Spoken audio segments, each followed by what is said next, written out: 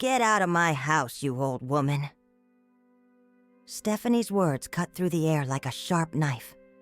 My whole body froze as she held the front door wide, her arm outstretched, pushing me out like a stray dog. The apple pie I'd baked with so much love shook in my wrinkled hands. Time seemed to stop. Through the open door, I saw Stephanie's parents arriving, witnesses to my humiliation.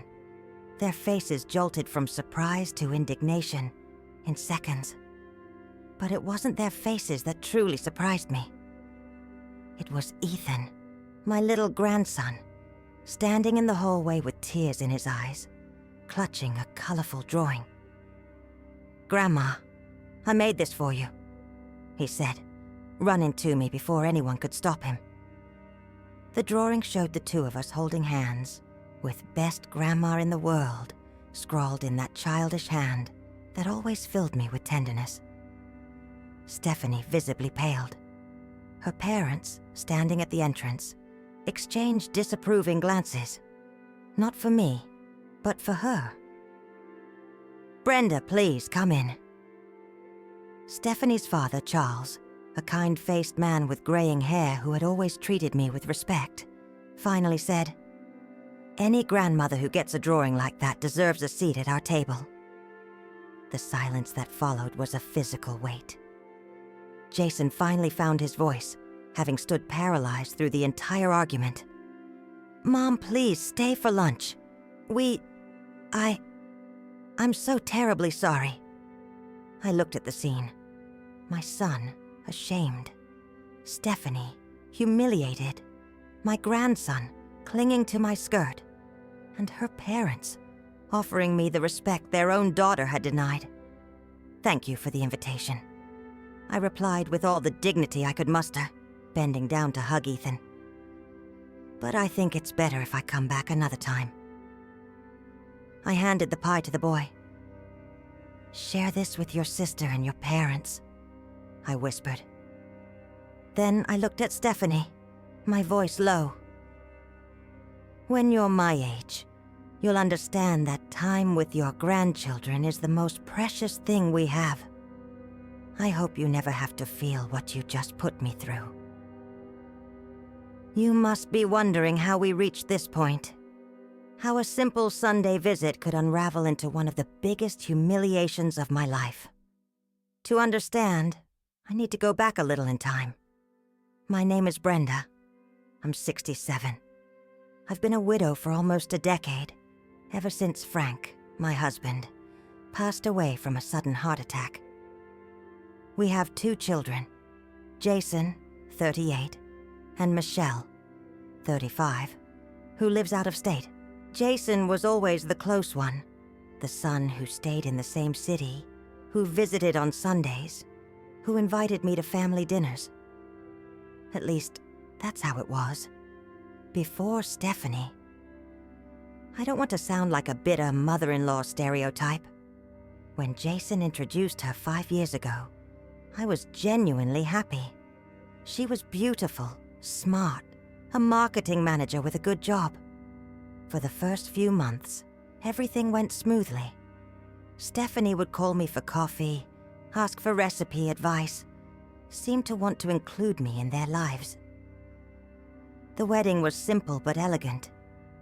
I remember crying, watching my son at the altar, thinking how proud Frank would have been. Stephanie was radiant in that white dress. I truly believed she would be the daughter I never had. Things started to change after Ethan was born. At first, I thought it was just the stress of a first-time mom. Stephanie became increasingly reserved, more protective. When I offered to help with the baby, she always had an excuse ready. "He just fell asleep." "We've got a good routine going. Better not mess with it." "Today's not a good day, Brenda." I swallowed the hurt, gave her space. Every mom has her own way, I thought. When Olivia was born, 3 years later, I hoped things would be different. Maybe Stephanie, now more experienced, would feel more secure accepting my help. But it was the exact opposite. Weekly visits became bi-weekly, then monthly. Invitations for Sunday dinners dwindled. When I called, Stephanie often answered, claiming Jason was busy. When I asked about the kids, the answers were short, formal.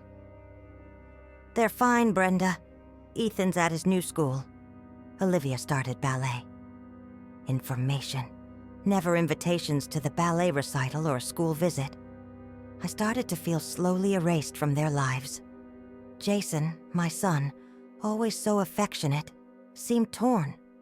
Sometimes he'd call me secretly from work, like a teenager hiding something from his parents. He'd talk about the grandkids with enthusiasm, but when I suggested a visit, he'd always hesitate. "Better call first, Mom. Stephanie's been stressed with work." It was during one of those calls, about 2 months ago, that he mentioned Ethan was having some trouble at school. Nothing serious, just some concentration issues. My grandmother's heart ached. I remembered how Jason had also been a restless child, how Frank used to help him with patience games and jigsaw puzzles. That week, I bought a 100-piece dinosaur puzzle, Ethan's favorite. I called to say I'd stop by to drop off the gift. "Can't today, Brenda," Stephanie replied dryly. "We're just heading out." "What about tomorrow?" "Tomorrow won't work either. Look, we'll let you know when it's a good time." That "we'll let you know" never did. 3 weeks passed. The puzzle sat on my coffee table, still wrapped in colorful paper. That's when I decided to make a surprise visit that Sunday. I put on my best dress, the navy blue one Jason always said looked good on me. I baked the apple pie, filled with cinnamon and walnuts, just as my mother taught me. I grabbed the puzzle and a storybook for Olivia. I thought even a quick visit would let me see my grandkids' little faces. The taxi dropped me off in front of their house around 11 a.m. It was a beautiful house in a well-manicured suburban neighborhood. Jason had done well for himself as an engineer, and Stephanie earned good money as well. The 2-story house, with its manicured front yard, always filled me with pride. My son had achieved more than Frank and I had ever dreamed of. I rang the doorbell, adjusting my hair, holding the still warm pie. I heard lively voices inside, then laughter. My heart warmed, thinking perhaps I'd chosen a good time after all. When Stephanie opened the door, her smile evaporated instantly. "Brenda, we weren't expecting you today," she said, making no move to invite me in. I noticed she was dressed up far too much for a simple Sunday at home.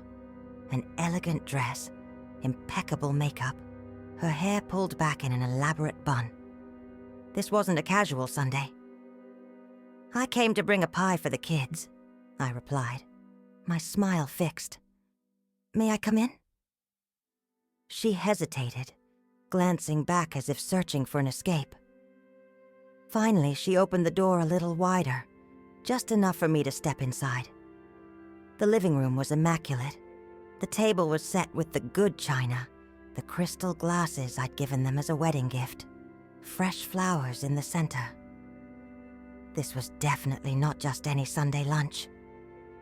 Jason appeared from the kitchen, wearing a button-down shirt I'd given him for his last birthday. His face shifted from surprise to discomfort in seconds. "Mom, what are you doing here?" No hug, no warm smile, just that question, as if I were an intruder. "I brought a pie," I repeated, my voice thin. "And a gift for Ethan, that puzzle I mentioned." "Mom, today's not a good day," Jason said, stepping closer, lowering his voice. "We're expecting Stephanie's parents for lunch." "Her parents?" I repeated, feeling a pang in my chest. His in-laws, the other grandparents, invited for Sunday lunch. I wasn't. "Yes, it's a special lunch," Stephanie interjected, snatching the pie from my hands with a forced smile. "Thanks for the pie. I'll save it for later." I realized she had no intention of serving my pie. She probably had an elegant dessert already waiting, meant to impress her parents. "Oh, I see," I said, the words heavy. "Can I just give the kids a hug before I go?" That's when Stephanie snapped. Maybe it was the stress of the preparations, or maybe it was something she'd been holding on to for a long time. "Why do you always do this? Show up unannounced, bringing things nobody asked for? The kids are getting ready. Everything's already running late." I tried to explain I wouldn't take long, that I just wanted a quick moment with my grandkids. But every word I spoke seemed to fuel her irritation. "You don't understand boundaries, do you? You think you can just barge in whenever you feel like it." Jason stood paralyzed, caught between us. His indecision cut deeper than her words. This was my son, the boy I rocked through feverish nights, to whom I read stories, whom I taught to ride a bike. And he stood there, silent, while his wife savaged me. "Stephanie, please," he finally said, his voice weak, hesitant. "No, Jason, I'm tired of this. Your mom thinks she can control our lives. She thinks she can show up whenever she wants. She thinks she knows better than us how to raise our kids." "I never said that," I protested, tears pricking my eyes. "I just want to be a part of your lives." "Be a part? You smother us, always with your opinions, your old recipes, your outdated methods." Her words hit me like physical blows. Outdated, old-fashioned. Was that how she saw me? A useless relic from another time? "Enough!" Stephanie finally yelled. "Get out of my house, you old woman." And it was in that moment she flung the door open, pushing me out.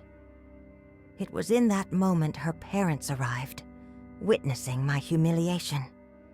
It was in that moment Ethan appeared with his drawing, changing everything. I walked out of that house with my head held high, my grandson's drawing carefully folded in my purse. But as soon as I turned the corner, out of sight, the tears came. Thick, hot, uncontrollable. I walked aimlessly for a few minutes until I found a park bench. There I sat, a 67-year-old woman named Brenda, crying like a lost child. People passed by, looking with curiosity or concern. But no one stopped. No one asked if I was okay. When I finally managed to calm down, I pulled out my phone to call a taxi. There were 3 missed calls from Jason. I ignored them. I wasn't ready to hear his empty apologies. Not after he'd stood there in silence while Stephanie humiliated me. The taxi took me back to my apartment, a simple 2-bedroom in the city center. It was the same apartment where I'd raised my children, where I'd lived with Frank for over 3 decades. The walls were filled with photographs. Jason and Michelle as kids, Frank smiling on our last beach trip, the grandkids as babies. I looked at the picture frame on the bookshelf, a recent photo of Ethan and Olivia. It had been taken at Ethan's birthday, 8 months ago, the last time I'd been invited to a celebration at their house. My phone rang. It was Michelle. "Mom, Jason called me. What happened?" I told her everything, my voice still choked with tears. Michelle listened in silence, sighing occasionally. "Mom, I'm so sorry. Stephanie's always been difficult, but this crossed a line." "Your brother didn't do a thing, Michelle. He just stood there while she called me old, out of touch. He's always been weak when it comes to her, from the very beginning." We talked for almost an hour. Michelle suggested I come visit her out of state for a few weeks. "It would be good for you to get away for a bit, a change of scenery," she said. I promised to think about it. When I hung up, I was exhausted, emotionally and physically drained. I took a hot shower, trying to wash away the day's humiliation. I couldn't eat. The thought of food made me nauseous. I lay down early, but sleep wouldn't come. I tossed and turned, reliving every word, every look. Should I have called earlier? Not gone? Responded differently? My phone vibrated on the nightstand. A message from Jason. "Mom, we need to talk. Please call me tomorrow. I love you." That "I love you" felt so hollow now. Where was that love when Stephanie was kicking me out? Where was it when I needed him to stand up for me? I turned off my phone and finally drifted off into a restless sleep, filled with confused dreams, where I was lost in a huge house, searching for children I couldn't find. The next morning, I woke with aches all over my body, like I'd been hit by a truck. Age has a way of doing that. Emotional pain so easily turns into physical pain. I made a weak coffee, with no appetite. The apartment seemed quieter than usual, emptier. I thought about calling Jason, but my pride got the better of me. He could call me if he wanted to talk so badly. Around 10 a.m., the doorbell rang. I wasn't expecting anyone. For a moment, my heart leaped. Could it be Jason? Had he come to apologize in person? I opened the door to find a delivery man holding a huge bouquet of flowers. White lilies, my favorites. "Mrs. Davies." "Yes, that's me. Delivery for you." I took the bouquet, confused, and thanked the young man. He left. I closed the door, searched for the card among the flowers. "Brenda, I'm so sorry about yesterday. My behavior was inexcusable. I hope we can talk and work this out. Sincerely, Stephanie." I stared at that card for a long time. Flowers and an apology. Was that enough after months of being sidelined? After that public humiliation? The phone rang again. It was Jason. "Mom, did you get the flowers?" "I did." "Stephanie's really sorry. We all are. What happened yesterday was awful." "Yes, it was. Can we talk? In person? I can come over after work." I hesitated. Part of me wanted to slam the door in his face, just like Stephanie had done to me. Another part, the mother in me, wanted to hug him and tell him everything would be okay. "You can come," I finally replied. "I'll be home." When I hung up, my hands were trembling. What would I say to him? How would I explain how much his unspoken words had hurt me? How do we move forward from here? I looked at Ethan's drawing, which I'd tacked on the fridge. "Best grandma in the world," written in shaky, colorful letters. At least to him, I still meant something. What I didn't know then was that the conversation with Jason would change everything. That the revelations that afternoon would open old wounds, create new ones. That nothing would ever be the same. But that's a story for another time. Or maybe not. Because some stories need to be told to the very end, no matter how painful. And mine was still far from over. I spent the rest of that morning in a daze, alternating between anger and sadness. I tidied the apartment mechanically, more out of habit than necessity. I put Stephanie's flowers in a vase, though part of me wanted to throw them in the trash. There was something about that gesture that seemed too superficial for the depth of the offense. Around 5 in the afternoon, the doorbell rang. I took a deep breath before answering. Jason stood there with deep circles under his eyes and a drawn, haggard look. He seemed to have aged years in a single day. "Hi, Mom," he said, his voice low and unsure. "Come in," I replied dryly, stepping aside. He entered, looking around as if rediscovering the place where he'd grown up. His eyes stopped on the flowers. "Stephanie picked lilies because she knew they were your favorites." "Yes, they're pretty," I replied without emotion. "Coffee." No, thanks. We sat in the living room, a heavy silence between us. Jason seemed not to know where to begin. Finally, he gathered his courage. Mom, I came to apologize. What happened yesterday was unforgivable. It was, I agreed, keeping my voice steady. But it wasn't just yesterday, Jason. It's been a process, month after month, being pushed away, excluded from your lives. He lowered his eyes, unable to meet my gaze. I know, and I'm just as guilty as Stephanie. Maybe more so. Why? I asked directly. Why did you let this happen? I'm your mother, Jason.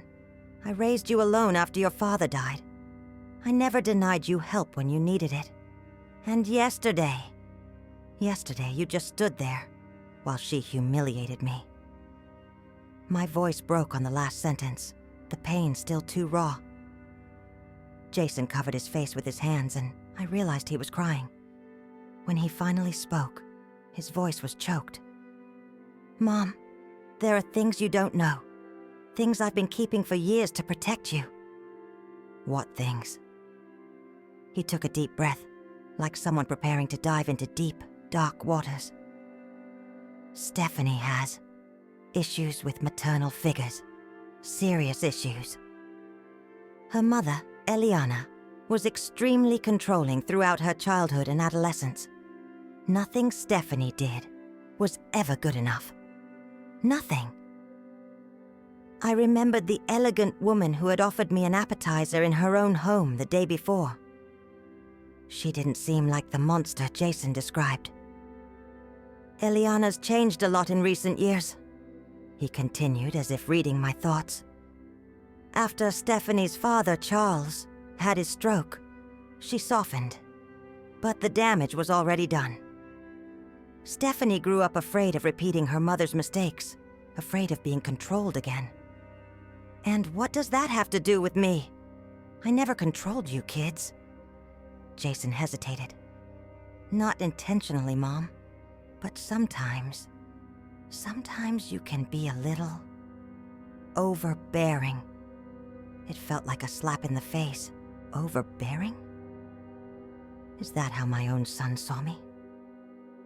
Overbearing. For wanting to see my grandkids. For wanting to be a part of your lives? It's not that simple, he sighed. Remember when Ethan was born?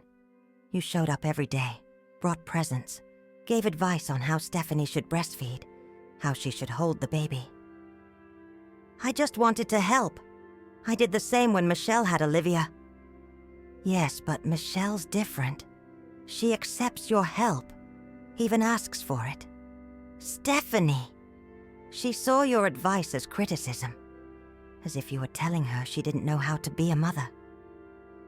I fell silent, processing those words. I remembered Ethan's first few months, how Stephanie seemed tense when I held the baby, how quickly she'd take him back when he cried. Why did you never tell me this before?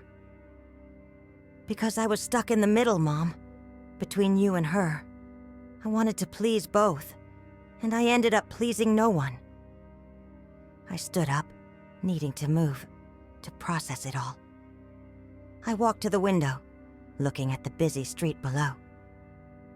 That doesn't justify what happened yesterday, I finally said. No, it doesn't. It was the last straw for all of us. Stephanie exploded in a way she never had before. And I failed you, Mom. I failed to defend you, to prevent that from happening. I turned to face him. You know what hurt me the most? It wasn't her words. It was your silence, Jason. It was seeing that my own son didn't have the courage to defend me. He hung his head, defeated. I know, and I'll carry that guilt forever. In that moment, something inside me broke. Not anger or resentment. A deep sadness for what we had become. A family fragmented by misunderstandings, by unspoken words, by accumulated resentments. What happened after I left? I asked, sitting back down. Jason looked up, surprised by the change of subject. It was awful. Stephanie's parents were shocked. Her father, Charles, said he'd never seen such disrespectful behavior towards an elder, especially the children's grandmother. Stephanie started to cry, and Ethan kept asking why Grandma had left so sad. Olivia started crying too. And lunch. It didn't happen. No one had an appetite after that. Her parents left an hour later, saying they'd come back when things were calmer. I imagined the scene. The table set, the food getting cold, the air thick with tension. A petty part of me felt a flicker of satisfaction, knowing Stephanie's perfect lunch had been ruined. I immediately felt ashamed of that thought. Stephanie and I had the worst fight of our marriage, Jason continued. I finally said everything I'd been swallowing for years, about how she'd been pushing you away, how she limited your contact with the kids, how she made me choose between the two of you. And what did she say? She cried a lot, admitted she has unresolved issues with maternal figures, said she saw the mother she never had in you, and that scared her, that she was afraid you'd steal her children's love. That's absurd. To us, yes. To someone with her traumas, no. She agreed to seek therapy. She's already booked her first session for Thursday. I stayed silent, absorbing it all. Part of me wanted to forgive immediately, to hug my son and tell him everything would be okay. Another part, more wounded and cautious, hesitated. Mom, Jason continued, the kids are asking about you. Ethan doesn't understand why Grandma left sad. Olivia wants to show you the new ballet steps she learned. I felt my heart ache. My grandchildren, innocent in all this adult drama. What do you want from me, Jason? That I pretend nothing happened? That I walk back into that house as if I hadn't been humiliated? No, he replied quickly. I want you to give us a chance to fix things. Not for me or for Stephanie, but for the kids. And for yourself, Mom. You deserve to have your grandkids in your life. I stood up again, unable to stay still. I walked to the bookshelf and picked up an old picture frame. It showed Jason at 8 years old, the same age Ethan is now, smiling with a gap where his front teeth should be, holding a swimming trophy. Remember this day? I asked. He smiled, the first genuine smile since he'd arrived. How could I forget? My first competition. I came in third and thought I'd conquered the world. Your dad couldn't make it. He was traveling for work. You were devastated, but you didn't show it. When you won that medal, the first thing you did was look for me in the stands. And you were there, screaming like a maniac. He chuckled softly. I was always there, Jason, for every important moment, every stumble, every triumph. When your dad passed, I promised myself I'd be enough for both of us, that you and your sister would never feel abandoned. My voice faltered, tears finally winning my resistance. And now, I'm the one who feels abandoned. Jason stood and hugged me, tight, like he hadn't in years. I felt his body tremble with suppressed sobs. Forgive me, Mom. Please, forgive me. We stayed like that for a long time, mother and son, crying together over the open wounds and lost chances. When we finally pulled apart, both exhausted, something had shifted. A door that had been closed now opened, even if just a crack. It won't be easy, I said, wiping my tears. I can't just forget. I know. I don't expect that. I just want a chance to rebuild, step by step. I nodded slowly. The kids, can they come visit me this weekend? Just them, for now. I'm not ready to see Stephanie yet. The relief on his face was palpable. Of course, Mom. They'll love it. Ethan keeps asking when he can show you how he's putting together the puzzle you gave him. You gave it to him. Yeah, just yesterday. After everything. He's already got half of it done. I smiled, imagining my little grandson concentrating on the colorful pieces, his tongue sticking out just like Jason used to do as a kid. Bring them on Saturday, then. I'll bake that chocolate cake they love. Jason nodded, visibly relieved we'd reached an agreement. As he prepared to leave, I held his arm. Jason, one more thing. This isn't just about yesterday.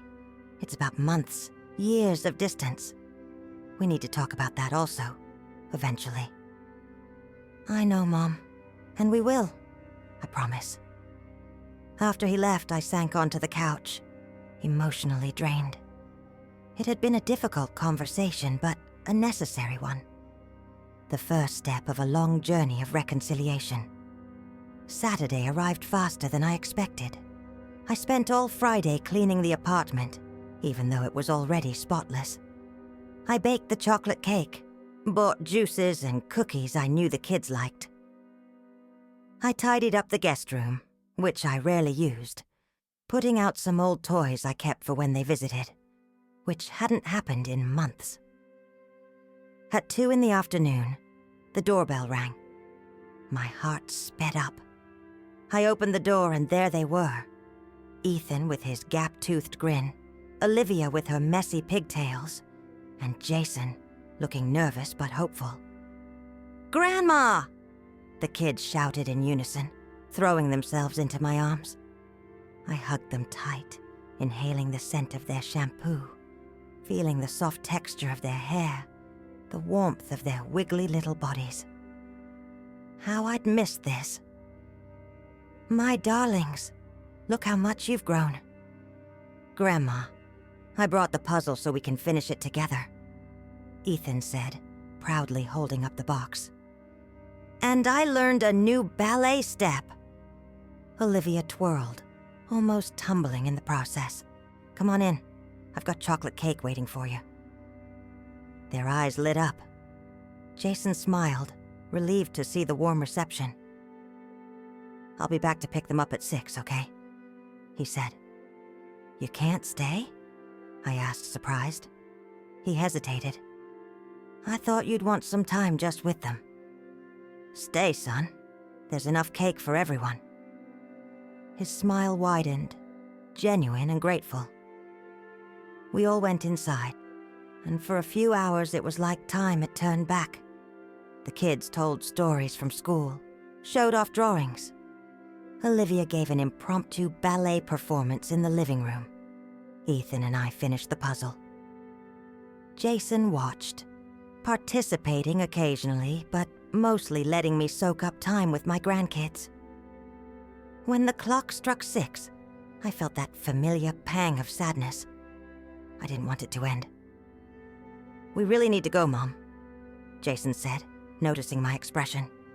"But we can do this again next week. Maybe a Sunday dinner?" "I'd love that," I replied sincerely.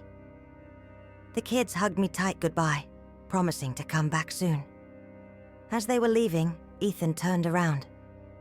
"Grandma, Mommy said she's really sorry. She was crying when she said it." I was speechless for a moment. Jason looked mortified. "Ethan, that was supposed to be a surprise," he mumbled. "Sorry, Daddy. I forgot." I knelt to my grandson's height. "It's okay, sweetie. Tell your mom that Grandma got the message." I couldn't say more than that. I wasn't ready to forgive completely, but it was a start. After they left, I sat on the couch, exhausted but happy. It had been a perfect afternoon, the first step to rebuilding what was broken. The following week, I received an unexpected call. It was Stephanie. "Brenda, it's Stephanie." Her voice was hesitant, almost timid, so different from the confident woman I knew. "Hello, Stephanie," I replied, keeping my voice neutral. I wanted to thank you for having the kids on Saturday. They came back so happy." "They're my grandchildren. They'll always be welcome." There was an uncomfortable silence. Brenda, I know an apology isn't enough for what I did, but I want you to know I'm truly sorry. I started therapy this week and, well, I have a lot of work ahead of me. I didn't respond immediately. Part of me wanted to make it easy for her, to say everything was fine. But it wasn't. Not yet. Thank you for telling me that, Stephanie. It means a lot. Jason mentioned a Sunday dinner. I understand if you don't want me to come. I took a deep breath. This was the moment of truth. I could exclude her, just like she'd excluded me for so long. It would even be fair. But what kind of example would I be setting? What lesson about forgiveness and family? I think you should come, I finally replied. The kids would be happy to have all of us together. I heard a sigh of relief on the other end of the line. Thank you, Brenda. I promise it will be different this time. When I hung up, I wasn't sure if I'd made the right decision. But I knew it was the necessary decision if we wanted to move forward. Sunday arrived, bringing with it an anxiety I hadn't felt in years. I decided the lunch would be at my apartment. Neutral territory in a way. I prepared a lasagna, everyone's favorite, and a colorful salad. For dessert, the caramel flan that Frank loved so much. At 12:30, the doorbell rang. I took a deep breath before answering. There they were, Jason carrying a bottle of wine, the kids with drawings in their hands, and Stephanie, pale and visibly nervous, holding a pot of violets. "Hello," I said, opening the door completely. "Come in, please." The kids ran to hug me, as always. Jason gave me a kiss on the cheek, whispering a "thank you" in my ear. Stephanie lingered behind, hesitant. "Brenda," she said finally, extending the pot of flowers. "They're violets. I remembered you once mentioned your mother used to grow them." I was surprised. I'd mentioned that years ago when she and Jason were still engaged. I hadn't expected her to remember. "Thank you, Stephanie. They're beautiful." Our eyes met briefly, and I saw something I'd never noticed before. Vulnerability. The strong, confident woman I knew seemed to have vanished, replaced by someone more fragile, more human. The lunch started tense, with superficial conversations and forced smiles. The kids, oblivious to the adult tension, chattered animatedly about school, friends, and games. Gradually, the atmosphere eased. Jason shared stories from his childhood, making the kids giggle. Stephanie, initially quiet, started to open up. It was during dessert that she finally touched on the subject that had been hanging over us. "Brenda," she said after the kids asked to go play in the guest room, "I'd like to talk about what happened." Jason looked tense but didn't interfere. "I'm listening," I replied, setting my spoon down next to my pudding. Stephanie took a deep breath. "What I did was unforgivable. I have no excuses. Only explanations, if you're willing to listen." I nodded, indicating for her to continue. I grew up with an incredibly controlling mother. Nothing I ever did was good enough. When I had my own children, I swore it would be different. That no one would tell me how to raise them. That no one would make me feel inadequate again. She paused, visibly fighting back tears. "When you showed up with advice, with gifts, with your experience, I didn't see a loving grandmother. I saw my mother, Eliana, criticizing my every move. It was irrational, I know that now. You were never like her. Never." "Why didn't you talk to me?" I asked. "Why didn't you tell me how you felt?" "Because I was ashamed. because I knew deep down that I was wrong. It was easier to push you away than to face my own demons. Jason took her hand, a silent gesture of support. When you showed up that Sunday, Stephanie continued, it was like all my fears materialized at once. The perfect parents arriving, the perfect dinner. Everything had to be perfect. And then you were there, with your homemade pie and your unconditional love for my kids. And I just exploded. Tears streamed freely down her face now. I only realized what I'd done when I saw Ethan's face, the drawing in his hand, the way my parents looked at me, with the same disappointment I'd always feared seeing in their eyes. I stayed silent, processing her words. There was sincerity in them, a vulnerability I'd never seen in Stephanie before. I'm in therapy now, she continued. I have a lot to work through, a lot to understand about myself. But I want you to know that no matter what happens between us, I will never again keep you from your grandchildren. They love you too much, and that love is absolutely reciprocal. I can see that clearly now. I looked at this woman, so different from the arrogant daughter-in-law who'd thrown me out of her house.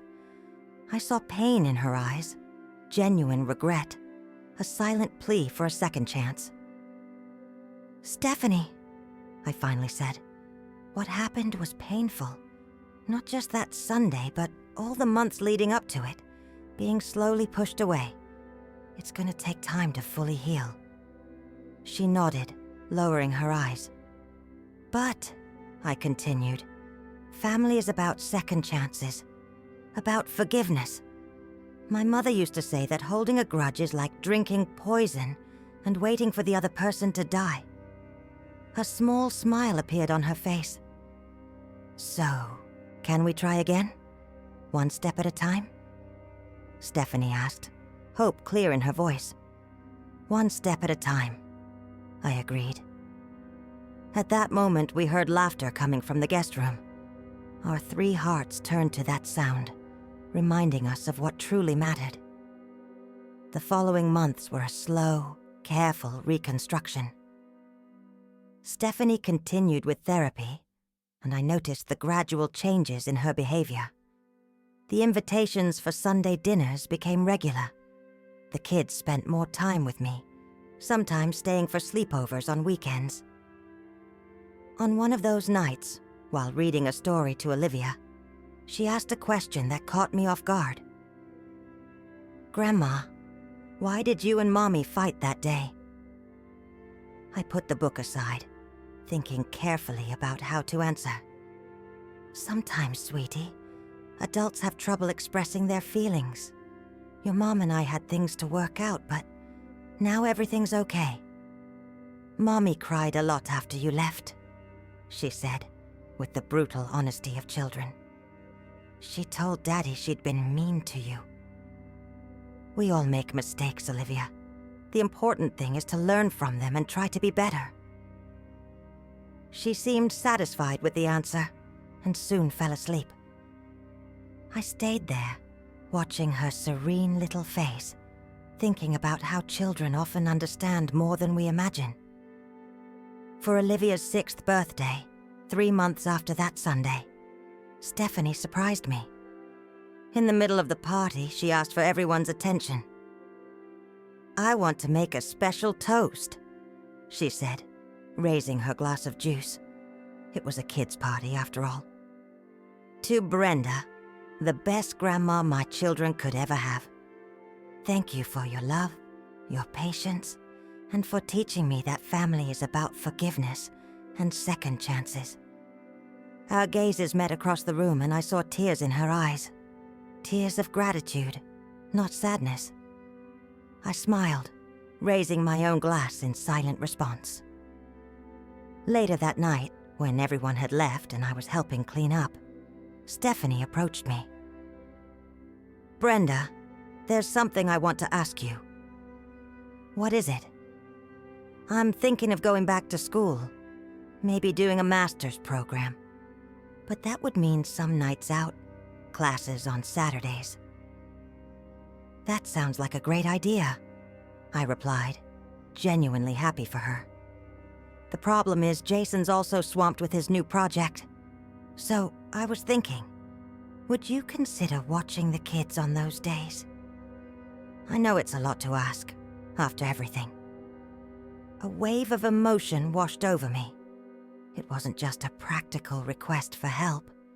It was a gesture of trust, of inclusion.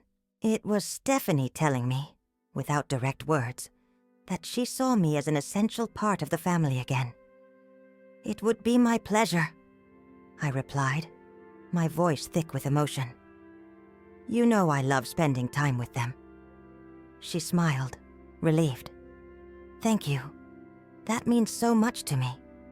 To us. That night, driving home, I reflected on the journey of the past few months. The pain of that Sunday still existed, like a scar that never completely disappears. But around it, new memories were being built. Memories of reconciliation, of mutual understanding, of a family that almost broke, but found the strength to rebuild itself. Today, 2 years after that fateful Sunday, we're all gathered for Ethan's 10th birthday. The house is full. Jason and Stephanie, of course, but also Michelle and her family, who came in from out of state just for the occasion. Stephanie's parents are here too. Charles with his new cane after his second stroke. Eliana gentler and more patient than I'd ever known her.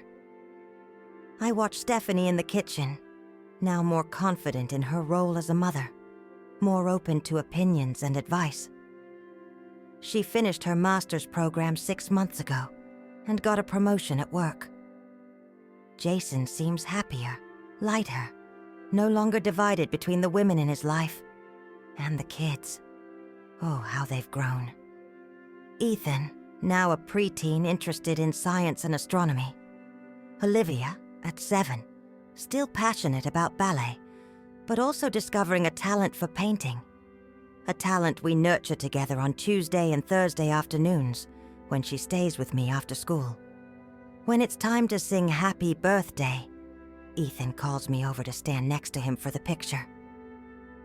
The best grandma in the world has to be next to me, he says, with that smile that now shows braces.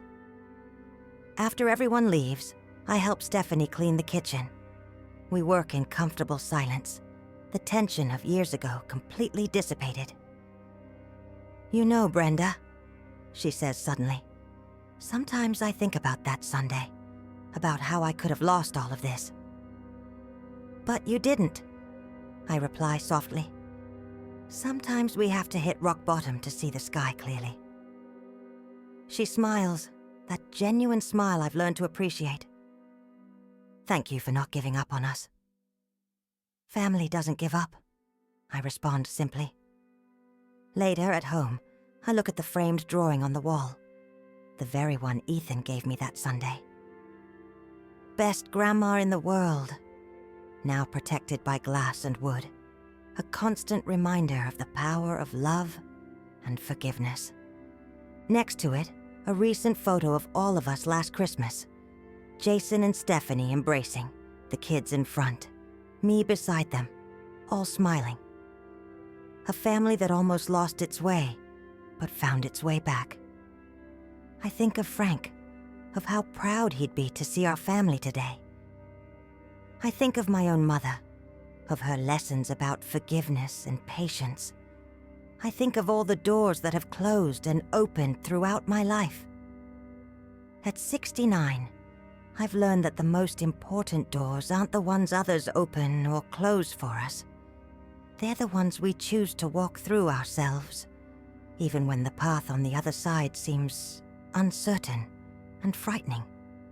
That Sunday when I left my son's house with tears in my eyes and a broken heart, I thought a door had closed forever.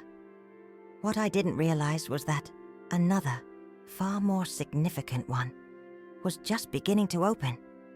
The door to a deeper understanding, to a more mature love, to a family stronger in its imperfections and wiser in its reconciliations. And that, perhaps, is the most valuable lesson I can leave for my grandchildren. That true love isn't the kind that never fails, but the kind that finds the strength to begin again, even after the biggest storms.